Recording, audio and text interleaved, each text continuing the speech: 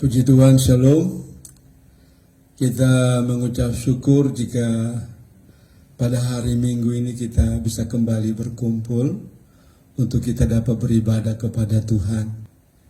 Sebentar kita akan mendengarkan firman Tuhan, namun sebelumnya saya mengajak kita untuk berdoa.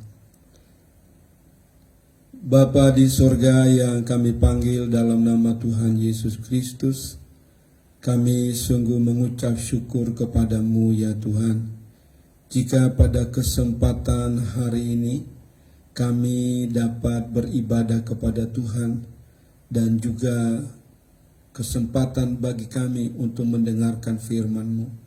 Karena itu ya Tuhan, berbicaralah Engkau bagi kami secara pribadi, nyatakanlah isi hati-Mu buat kami.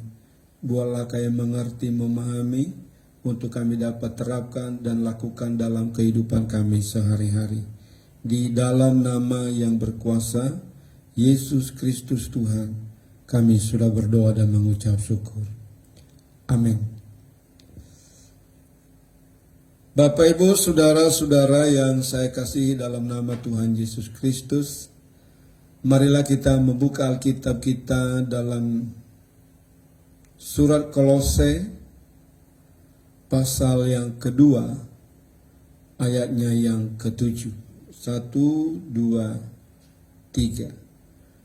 Hendaklah kamu berakar di dalam Dia dan dibangun di atas Dia. Hendaklah kamu bertambah teguh dalam iman yang telah diajarkan kepadamu, dan hendaklah hatimu melimpah dengan syukur. Amin. Renungan pada hari ini saya berikan judul Peranan Ibadah dalam Kehidupan Orang Percaya. Bapak, Ibu, saudara-saudara yang saya kasihi dalam nama Tuhan Yesus Kristus, hal ini perlu dipahami oleh seluruh jemaat, betapa pentingnya kita menjadi umat yang suka beribadah. Sekalipun situasi yang kita hadapi saat ini, di mana kita tidak beribadah di gereja, tetapi kita laksanakan di rumah. Kadang ada rasa malas, ada rasa enggak mood. Ya, ibadah di rumah kayaknya enggak menarik. Ya, ibadah di rumah sepi-sepi aja, enggak ada suara musik. Ya, enggak begitu menggairahkan. Tetapi Bapak, Ibu, Saudara, saya semangati kita bahwa dimanapun kita berada, biarlah tempat itu menjadi tempat yang menyejukkan bagi kita untuk kita dapat beribadah kepada Tuhan. Coba perhatikan perilaku tokoh-tokoh Alkitab di Perjanjian Lama khususnya. Seringkali disebutkan di mana mereka berada, mereka beribadah, membuat mezbah di sana. Pindah lagi di lokasi yang berbeda, membuat mezbah, dan mereka beribadah di sana. Kalau kita pikir-pikir, tempatnya tidak menarik, tetapi mereka mengalami perjumpaan pribadi dengan Tuhan. Satu kali Yakub itu membuat satu penyembahan dalam satu perjalanan yang jauh, tapi yang menarik, ia mengalami perjumpaan dengan Tuhan. Nah, saudara-saudara yang saya kasih dalam nama Tuhan Yesus Kristus, di dalam ayat firman Tuhan yang kita baca ini akan menolong kita betapa pentingnya kita harus mengalami pertumbuhan secara rohani. Dan untuk memperoleh, untuk mendapatkan pertumbuhan rohani itu, maka kita harus beribadah kepada Tuhan. Kenapa? disebutkan bahwa dengan beribadah membuat iman kita semakin berakar. Sama seperti proses tumbuhan. Sekalipun berbeda jenis tetapi fungsi akarnya sama. Salah satunya adalah mendapatkan sari-sari makanan di dalam tanah. Nah, demikian halnya dengan kehidupan rohani kita sebagai orang percaya. Ibadah yang kita lakukan di rumah itu akan menolong supaya iman kita semakin berakar. Iman kita menancapkan akar-akarnya lebih jauh, lebih dalam untuk mendapatkan sari-sari makanan secara rohani. Sehingga secara rohani, kehidupan rohani kita menjadi sehat. Kalau akarnya berfungsi baik, akan mendapatkan sari makanan yang baik. Nah, orang-orang seperti itu, dia akan punya semangat untuk baca Alkitab, punya semangat untuk berdoa, punya semangat untuk memuji Tuhan, punya semangat untuk beribadah kepada Tuhan. Karena itu saudara-saudara, semangati dirimu, semangati keluargamu untuk beribadah kepada Tuhan. Kemudian yang kedua adalah ibadah membuat iman kita semakin bertumbuh. Sama seperti pohon. Kalau sari-sari makanan dia dapat, jajat makanan dia peroleh lewat akar itu, maka secara otomatis pohon itu pun akan tumbuh. Tumbuh dengan sehat, tumbuh dengan segar. Nah, demikian halnya dalam kehidupan rohani kita. Subur atau tidak kerohanian kita, tumbuh sehat atau tidak kehidupan rohani kita, itu tergantung dari akar yang menyerap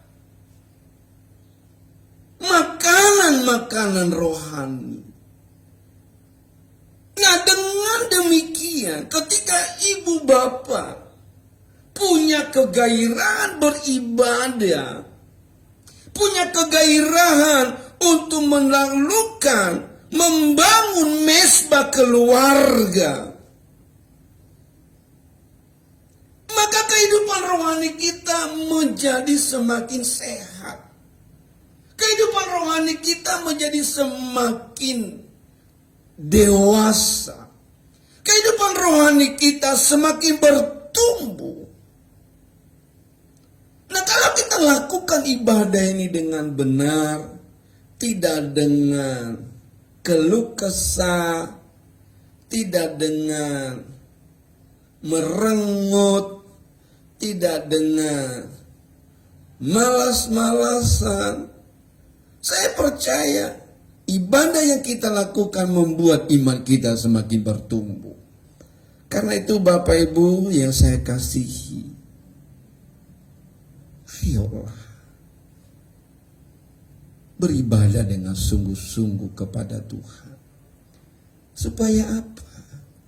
Supaya iman kita semakin berakar di dalam Tuhan. Yang kedua, supaya iman kita semakin bertumbuh. Hal ini sangat-sangat kita perlukan, apalagi zaman di mana kita hidup saat ini. Tantangan luar biasa datang silih berganti. Kesulitan datang silih berganti. Kesedihan datang silih berganti. berbagai keadaan buruk lainnya datang silih berganti. Nah, kalau iman kita tidak berakar di dalam Tuhan, kalau iman kita tidak bertumbuh di dalam Tuhan, kita akan mudah sekali terperosok, terjebak. Kita akan mudah sekali akan rontok, dan kita tidak menjadi kuat dalam menghadapi badai itu. Karena itu saya semangati Bapak Ibu, bangunlah kehidupan beribadah kepada Tuhan. Bangun kehidupan keluarga dengan cara mendekatkan diri kepada Tuhan. Kemudian yang terakhir adalah iman akan bertumbuh lewat ibadah kita, dan bukan hanya bertumbuh tetapi berbuah lebat. Inilah yang dirindukan oleh setiap kita ketika kita menanam sesuatu. Kita ingin panen. Kalau kita tanam durian, kita merawatnya, dan kita sedang menantikan pada waktunya ia akan berbuah durian, berbuah yang lebat.